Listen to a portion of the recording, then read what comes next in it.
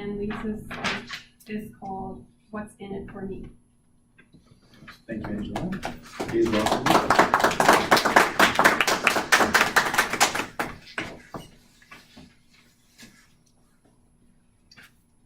If you'd like to move forward in life, you need to focus on your core strengths in 4 areas.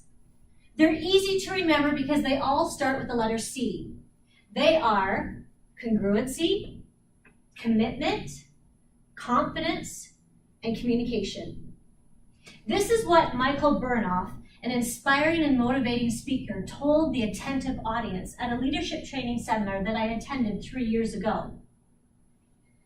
Little did I know that this conference would change the course of my life. Fellow Toastmasters, when I pondered those 4 core strengths and skill areas, I asked myself an important question. What's in it for me? And I'm inviting you to ask yourself that same important question. What's in it for you? If you had to pick one of those areas to focus on, congruency, being true to yourself. Commitment, doing what you say you're going to do. Confidence, facing your fears. And communication, making sure the listener receives what you're trying to tell them. If you had to choose one of those and focus on it for the next 6 months, what would that look like for you? Let's pretend that you're like me and you were debating with yourself, confidence or communication? Communication or confidence? If I was more confident, I'd be a better communicator. If I was a better communicator, I'd be more confident. Michael Burnoff must have been reading my mind because he said, why don't you join a Toastmasters Club if you want to work on both confidence and communication? There I was, a person with 2 degrees. I have a Bachelor of Applied Science and Electrical Engineering and a Bachelor of Education. But I had decided to leave the 9-to-5 job to stay at home and nurture my 3 darling children. I picked up a hobby in digital scrapbooking, which over the years turned into a business as I built up my clientele and a team of consultants.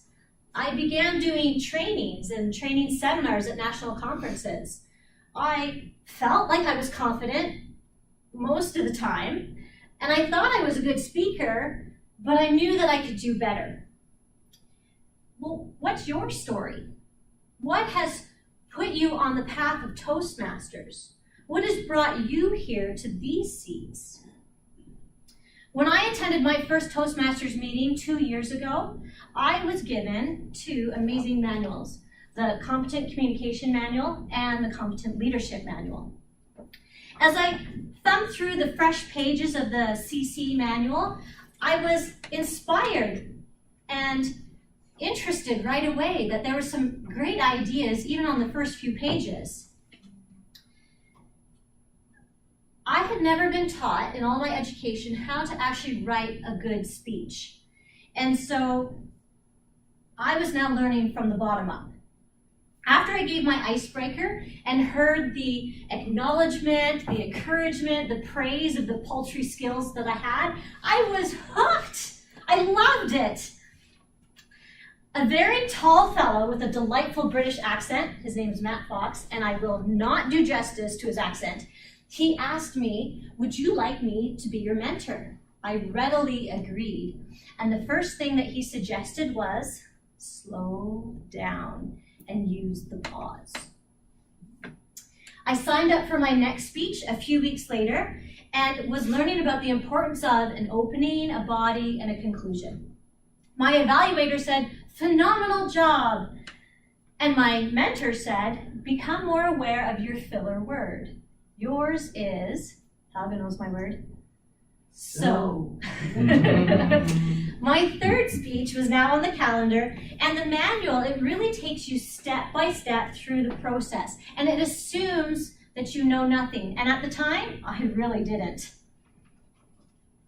Determining the speech purpose and crafting all the components together, it was a lot harder than I thought. I mean, what topics would interest my audience? What areas of expertise did I have? How would I be able to learn all these things, practice them with all the other commitments that I already have in my life? The answers, they're here, and they're in here, and they're all around us, okay, in the Toastmasters Club. The path that we can follow it's really well laid out in the manual. And I like it because the pace that you have, the steps forward that you take are yours to decide how fast you go. And I'd like to encourage you to persevere through those uphill parts where the going is tough, because the view at the top is worth it. With my black and white thinking, the manual helped me to paint vivid pictures for my audience, to talk about the pinks and oranges across the sky as I went on a walk with the crisp air nipping at my nose and the satisfying crunch of the fallen leaves underneath my boots. After the basic foundations were laid for your writing, then the manual took me through body movements, facial expressions, stance, using eye contact, and the stage, walking around. It also talked about vocal variety, helping you to be a better, more encouraging and interesting and intriguing speaker. Then it developed skills in research, in resources and statistics, in using visual aids, and then you get to the best part, the persuasion and the motivation speeches, to be really able to connect with your audience and to share from your heart and your passions. At the end of 10 months, I had completed 10 speeches. I had finished my manual. I had accomplished my goal. I was now a confident communicator. Or was I? What I realized is that this really is just a foundation. And now is the time to take those skills and polish them up like fine gemstones. Time to develop other leadership skills that will further develop my sense of confidence and give me more opportunities to increase my communication skills. That's my story, at least part of it. That is what was in it for me. Working through the CC manual has given me a chance to grow in my confidence and to gain greater communication skills.